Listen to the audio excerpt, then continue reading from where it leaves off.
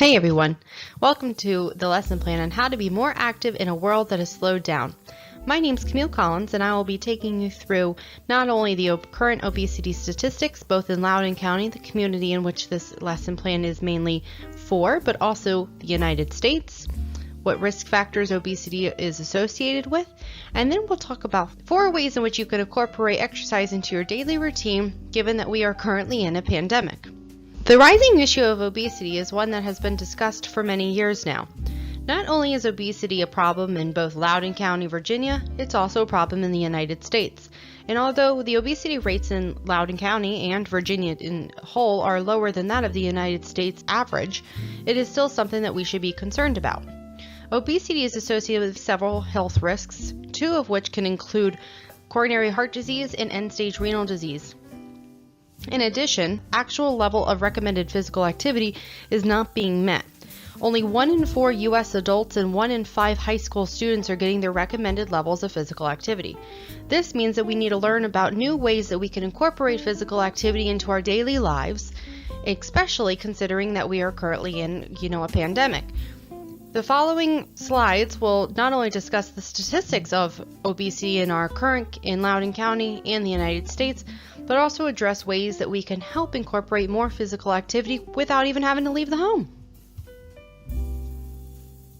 To put it into perspective, let's take a look at some statistics on obesity. Now let's take a look at obesity in Virginia. So, although these statistics in this lesson plan are directly related to Loudoun County, Virginia, this presentation can be applied to all of the United States in ways that we can help our obesity epidemic. Loudoun County's rate of obesity, although lower than the United States, as of 2019, was 21.5%. In addition, Virginians only reported 22.1% of them meeting the physical activity standards of the United States as of 2015.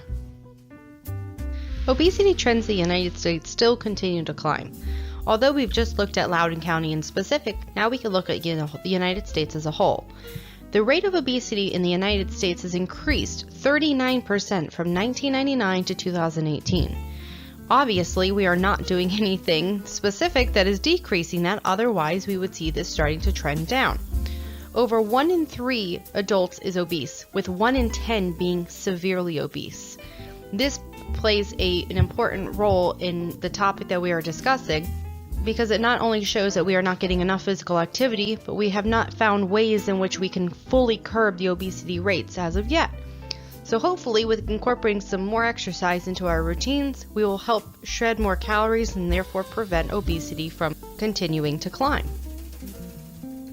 Some individuals find that exercise is very hard to incorporate in their lifestyle. Although there could be very easy ways that we can incorporate it, we certainly should address the barriers to exercise.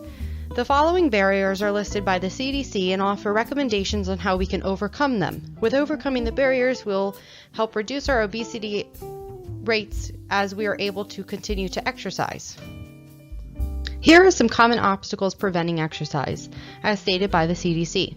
The most common is that people don't have time to be physically active. The CDC recommends that one way you can overcome this is by monitoring your daily activities for 1 week and finding 3 30-minute time slots in which you could use for physical activity. Next, the other biggest obstacle noted was people are too tired. This is very understandable with people's work schedules, but one way we can overcome this is to schedule activities for times a week when you feel most energetic. And this can be best analyzed by looking at your daily activities for 1 week and figuring out when you individually feel like you have the most energy, and then scheduling physical activity for those times. Next, we have already so much on our to-do list. How am I possibly going to add some physical activity in? Best way for this is to plan ahead. Sometimes scheduling in the week prior is the best way to get it on the calendar. By putting it on the calendar, you almost make that appointment for yourself. Lastly, a lot of us have children, and it is impossible to make time for yourself to exercise. Well, one way that CDC recommends you can overcome this is trade babysitting time with a friend, neighbor, or family member who also has children. And as the children get older, you can incorporate family exercise time in, such as bike rides and walks, which also aids very well in times like our current pandemic where you already have difficulties getting to a gym or that may not be feasible. Now that we've addressed some barriers to why people don't exercise, let's address the real big elephant in the room, the health risks associated with obesity. In addition to just maybe feeling sluggish or not energetic or not generally feeling well, which obesity can create, there are some very serious health implications. According to the CDC, the four major would be cancer, heart disease, stroke, and type 2 diabetes. By increasing your rate of obesity and limiting the amount of exercising you're incorporating into your daily routine, not only are you more susceptible to these four chronic illnesses, you are also more likely to be at the highest risk for them. As stated with our previous slides about barriers to exercise, one of the biggest barriers right now is continuing exercise during COVID-19.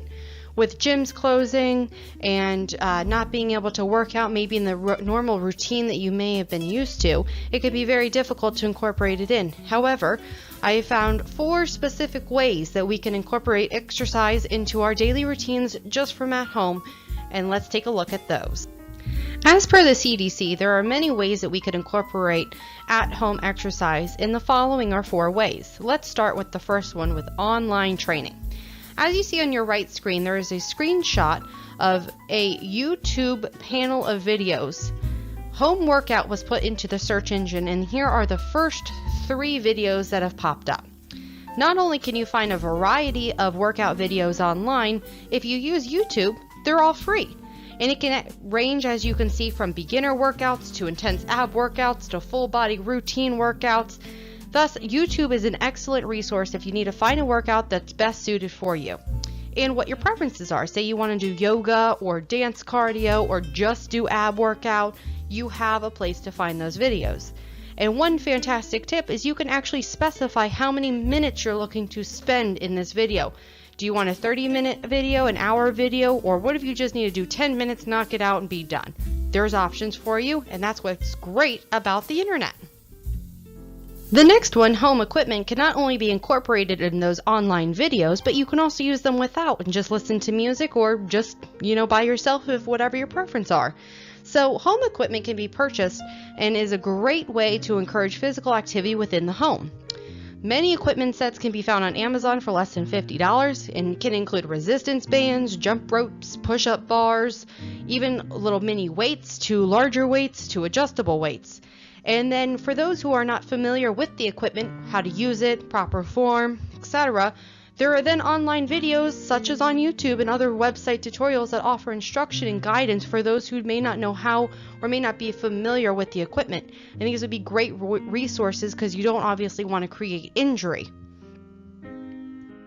Next, we look at activities that we can do with the whole family, which would be socially distanced, of course, in our current COVID-19 times. But these are 3 very specific ways: bike rides if you have bikes available, outdoor walks if you don't have other equipment available, in sports with the family. Now, of course, you have to be mindful that if you are socially distancing, you may not want to do sports with other families, especially if you're trying to socially distance. But sports within the family would be a great way to get active outside, burn some calories, and include the entire family. Lastly, we look at a way that you can incorporate exercise that most people don't think about, which is active housework. So, spring is coming up, you want to get to clean? Well, guess what? That burns calories and you may not be knowing it.